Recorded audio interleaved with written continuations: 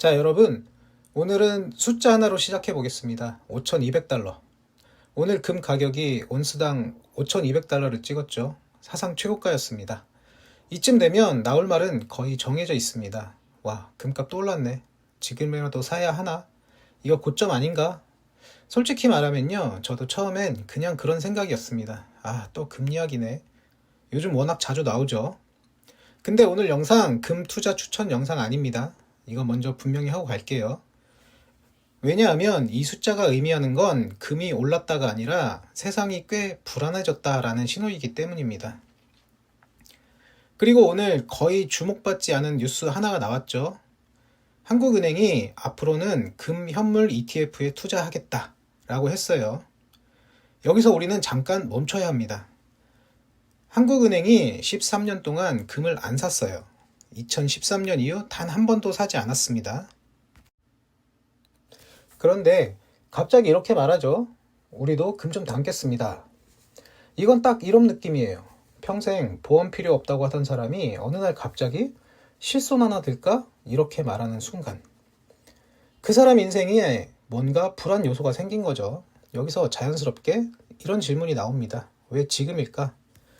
그리고 같은 시기 중국은 뭐 하고 있느냐 하면 14개월 연속 금을 매입하고 있어요. 공식 보유량은 2,300톤. 그런데 해외 금융기관들은 이렇게 추정합니다. 실제로는 5,000톤이 넘을 수도 있다. 폴란드, 카자흐스탄, 브라질 전 세계 중앙은행들이 2022년 이후 매년 1,000톤 이상 금을 사고 있습니다. 예전 평균의 2배 속도입니다. 여기까지 들으면 이런 생각이 들 수 있어요. 이거 그냥 금 유행 아닌가요? 근데요, 중앙은행이 유행 따라 움직이면 그건 중앙은행이 아니라 인플루언서예요. 외환 보유액이 틱톡이면 나라 오래 못 갑니다. 농담 같지만 진짜예요. 중앙은행은 유행 따라 투자하지 않습니다. 중앙은행이 움직이면 그건 거의 항상 체제 이야기입니다. 그리고 하루 전에 트럼프가 한마디를 던졌죠. 기자가 이런 질문을 했어요. 달러 가치 떨어지는데 괜찮습니까? 그러니까 트럼프가 아주 좋다. 이렇게 말했죠. 이 말이 나오자마자 달러 인덱스는 하루 만에 1.2% 급락했어요. 4년 만에 최저치죠. 퍼즐을 한번 맞춰볼게요. 금 사상 최고가, 중앙은행들의 금 러쉬, 미국 대통령의 약달러 발언. 이게 정말 우연일까요? 오늘 영상에서 딱 3가지만 이야기하겠습니다. 첫째, 왜 중앙은행들은 지금 금을 사는가?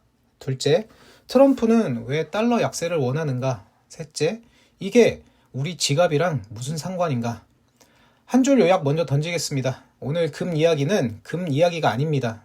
달러를 믿던 세계가 보험을 들기 시작한 이야기입니다.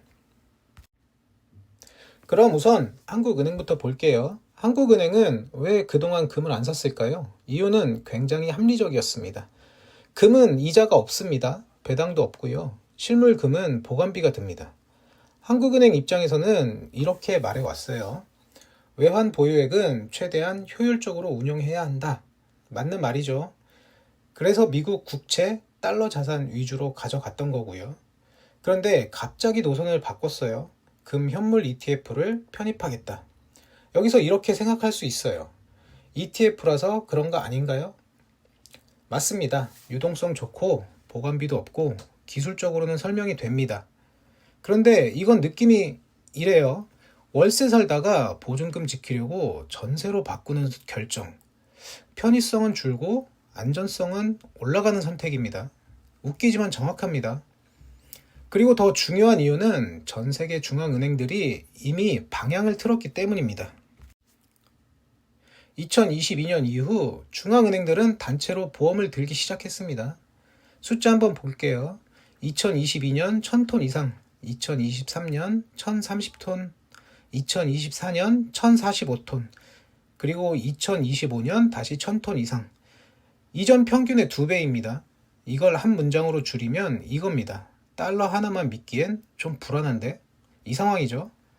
자동차 보험이랑 똑같습니다. 사고 안 날 거 알지만 사고 나면 인생이 날아가니까 보험 드는 겁니다.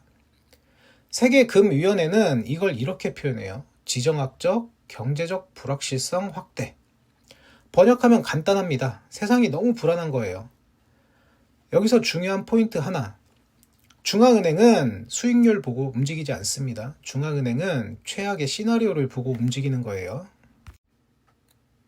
그래서 우리는 중국 얘기로 넘어가야 합니다. 중국은 지금 금을 꾸준히 사고 있고 미국 국채를 줄이고 있습니다. 중국의 미국 국채 보유량 지금은 7천억 달러 아래입니다. 최고치 대비 절반 수준이죠. 여기서 흔히 이런 말이 나오겠죠. 중국이 미국 싫어해서 그런 거 아니냐. 감정이 아예 없다고는 못합니다. 하지만 중앙은행은 삐쳐서 자산 배분 안 합니다. 진짜 이유는 2022년에 있죠.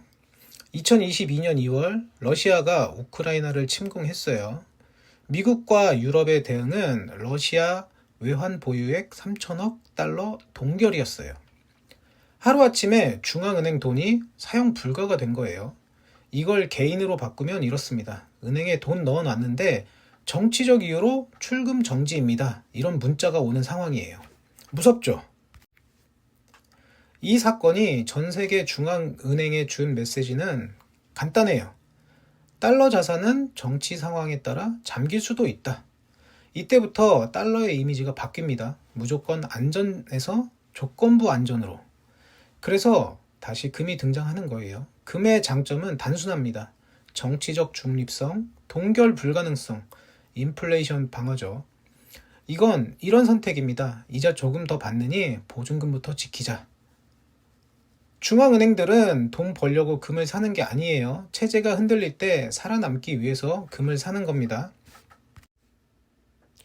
이제부터가 오늘 이야기의 핵심입니다. 앞에서 봤죠? 금이 오르고 중앙은행들이 움직이고 그 와중에 트럼프가 말합니다. 달러 약세 아주 좋다. 미국 대통령이 공개적으로 이런 말을 한다는 건 생각보다 무거운 의미입니다. 왜냐하면 달러는 미국 돈이면서 동시에 세계 돈이기 때문이에요.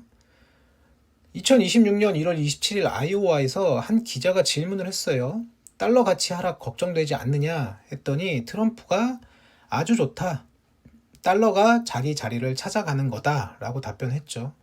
시장 반응은 즉각적이었습니다. 달러 인덱스 하락, 금 가격 급등, 환율 급변. 이건 말 한마디 때문입니다. 달러는 말이 곧 정책이기 때문이죠. 그리고 이건 즉흥 발언이 아닙니다. 그 배경에 밀런 보고서가 있습니다. 스티브 밀런, 트럼프 경제자문위원장이죠. 그의 핵심 논리는 간단합니다. 달러가 너무 강하다. 그래서 미국이 손해본다.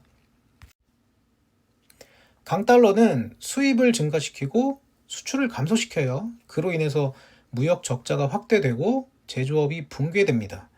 개인으로 치면 이런 상황이에요. 연봉은 올랐는데 집값이 더 빨리 오르는 구조. 열심히 벌어도 계속 밀리는 상황. 그래서 트럼프의 해법은 관세와 약달러입니다. 이론적으로는 맞죠. 문제는 그 대가입니다. 약달러를 정부가 공식으로 용인한다는 건 기축통화로서의 신뢰를 조금씩 깎는다는 뜻이에요. 그리고 그 변화는 이미 숫자로 나타나고 있죠. 달러 외환 보유 비중은 계속 줄고 있습니다. 반대로 금과 대한통화는 늘고 있죠. 그럼 달러가 당장 무너질까요? 아닙니다. 하지만 독점적 지위는 약해지고 있습니다. 그렇다면 달러는 원래부터 강했을까요? 그것도 아닙니다. 2차 세계대전 이후 전 세계 금의 70%가 미국으로 몰렸습니다. 2차 세계대전이 끝나갈 무렵 전 세계 나라들이 한 가지 문제 앞에 섭니다. 전쟁이 끝난 뒤 이제 돈은 어떤 걸 기준으로 하지? 그래서 미국에서 회의를 엽니다. 그 회의에서 이렇게 정하죠. 미국 달러는 금과 언제든 바꿀 수 있는 돈으로 만들자. 그리고 다른 나라 돈들은 그 달러를 기준으로 움직이게 하자. 이렇게 만들어진 질서를 브레튼 우주체제라고 하고 달러는 단순한 미국 돈이 아니라 세계 돈의 기준이 됩니다. 그런데 시간이 지나면서 미국이 돈을 너무 많이 쓰게 됩니다. 전쟁도 하고 복지도 놀리고 적자도 커집니다. 그렇게 되니 문제가 생기겠죠.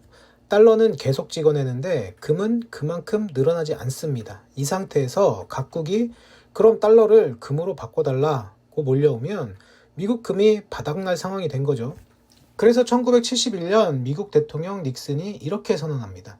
앞으로 달러는 금으로 바꿔주지 않겠다. 이게 바로 닉슨 쇼크입니다. 보통이라면 여기서 끝냈어야 하죠. 기준이 사라졌으니까요. 하지만 달러가 무너지는 순간 미국의 힘도 함께 무너지는 상황이었어요. 그래서 미국은 다른 방법을 만듭니다. 바로 페트로달러라는 구조예요. 석유는 세계에서 가장 중요한 자원입니다. 미국은 이 석유를 달러로만 거래하게 만들죠. 그러면 어떻게 되느냐? 석유를 사려면 누구든 달러가 필요해집니다. 금 대신 석유가 달러의 수요를 떠받치게 되는 거죠. 이 구조가 무려 80년 가까이 세계 질서를 지탱합니다. 그런데 지금 이 흐름이 달라지고 있습니다. 브릭스 국가들이 다른 길을 만들고 있는 거예요. 달러를 거치지 않는 결제, 자국 통화끼리의 거래, 달러를 우회하는 구조들입니다. 이건 달러를 없애자는 선언이 아닙니다. 그 정도로 단순한 얘기가 아니에요. 의미는 바로 이거예요. 달러 없이도 살 수 있는 길을 만들어 보자. 그리고 이 모든 흐름의 중심에 다시 등장한 자산이 바로 금입니다. 달러의 특권이 약해진다는 건 미국이 예전처럼 쉽게 돈을 쓰기 어려워진다는 뜻이에요. 국채 금리는 올라가고 이자 부담은 커집니다. 세계는 지금보다 훨씬 복잡해지겠죠. 환율은 더 자주 흔들리고 무역 비용은 늘어납니다. 그럼 한국은 어떠냐? 우리는 구경하는 입장이 아닙니다. 미국도 중요하고 중국도 중요한 나라죠. 우리는 두 강대국 사이에 서 있는데 지금은 그 줄 자체가 흔들리고 있는 상황입니다. 여기까지 들으셨다면 아마 이런 질문이 떠오를 거예요. 그래서 금 사라는 거야, 말라는 거야? 달러 줄여야 돼? 내 자산은 지금 괜찮은 상태야? 이 질문 아주 정상입니다. 솔직히 말씀드리면 저도 이 자료들을 처음 정리할 때 똑같은 질문을 했어요. 그런데 오늘 영상에서 제가 드리고 싶은 답은 이걸 사라도 아니고 저걸 팔아라도 아닙니다. 지금 이 국면에서는 무엇을 사느냐보다 어떤 구조로 가지고 있느냐가 훨씬 중요해졌습니다. 이걸 먼저 깔고 가야 됩니다. 지금 세계가 가고 있는 방향을 크게 나누면 세 가지입니다. 첫 번째는 관리된 전환입니다. 달러는 서서히 약해지고 위안, 유로, 금 같은 자산들이 조금씩 역할을 나눠 갖는 구조입니다. 충격은 있지만 시스템은 유지되는 그림입니다. 두 번째는 급격한 충격입니다. 국채 시장이 흔들리고 금리가 급등하고 설마 하던 금융 이벤트가 현실이 되는 경우입니다. 2008년이나 2020년 같은 순간이 다시 오는 거죠. 세 번째는 달러 패권 유지입니다. 유지가 된다면 다행이죠. 하지만 지금 중앙은행들의 행동을 보면 이 시나리오를 전제로 움직이고 있지는 않는 것 같아요. 이 확률은 교과서에 나온 숫자가 아닙니다. 제 체감이고요. 그런데 재밌는 건 중앙은행들도 결국 체감으로 움직인다는 겁니다. 숫자는 핑계고 결정은 느낌에서 나옵니다. 여기서부터가 시청자 입장에서 가장 중요한 부분입니다. 다시 한번 말씀드릴게요. 이건 투자 추천 아닙니다. 생존 점검표에 가까워요. 첫째는 올인 구조부터 점검을 하셔야 해요.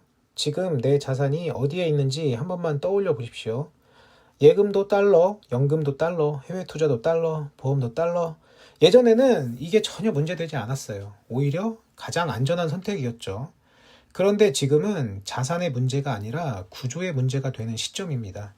이건 투자 비율하기보다는 월세 보증금이랑 비슷합니다. 집주인을 믿고 보증금을 안 받았는데 주변에서 사고가 하나둘 터지면 그래도 보증금은 받아놔야 하나 이 생각이 드는 순간 말이죠.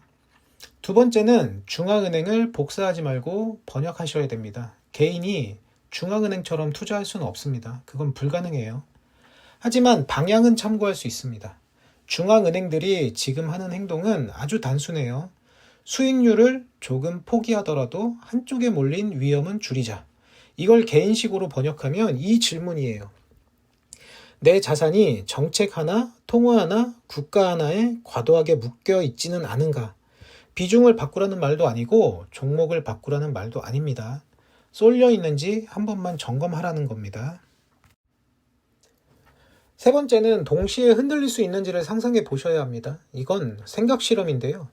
달러가 흔들리고 주식이 빠지고 채권도 불안하고 환율도 출렁이는 상황. 설마 다 같이 흔들리겠어? 라고 생각할 수 있어요. 그런데요. 우리는 2020년에 이미 한번 겪었죠. 그때는 바이러스였고 이번엔 체제 문제입니다. 만약 그런 상황이 온다면 내 자산은 같이 쓰러지는 구조인지 조금이라도 버텨주는 구조인지 이 질문을 한 번이라도 해봤다면 이미 준비는 시작된 겁니다. 정리하겠습니다. 오늘 영상은 금 사라는 이야기가 아닙니다. 달러를 버려라 라는 이야기도 아닙니다. 달러를 믿던 세계가 보험을 들기 시작했다는 이야기입니다. 보험이라는 건 수익을 내려고 드는 게 아닙니다. 사고가 났을 때 인생이 날아가지 않으려고 드는 겁니다. 중앙은행들이 지금 하는 행동은 바로 그거라고 봐야 돼요. 자, 이제 오늘 전체 이야기를 정리 한번 해보겠습니다. 중앙은행들은 금을 사고 있고 트럼프는 달러 약세를 원하고 있으며 브릭스는 달러 말고 다른 길을 만들고 있습니다. 금은 다시 체제의 중심으로 돌아오고 있고요. 이건 투자 이야기 이전의 질서의 이야기입니다. 달러는 사라지지 않을 거예요. 다만 예전처럼 유일한 답은 아니게 됩니다. 우리는 80년 동안 유지되던 체제의 끝자락에 있는 거나 마찬가지입니다. 패닉에 빠질 필요는 없지만 아무 준비도 하지 않는 건 너무 위험해요. 오늘 영상의 메시지는 딱 하나입니다. 무엇을 사느냐보다 내가 어디에 올인돼 있는지를 한 번쯤은 점검해보자. 여러분은 이 변화 앞에서 어떤 구조를 갖고 계신가요? 댓글로 여러분 생각 남겨주시고 도움되셨다면 좋아요와 구독 부탁드립니다. 다음 영상에서 뵙겠습니다. 감사합니다.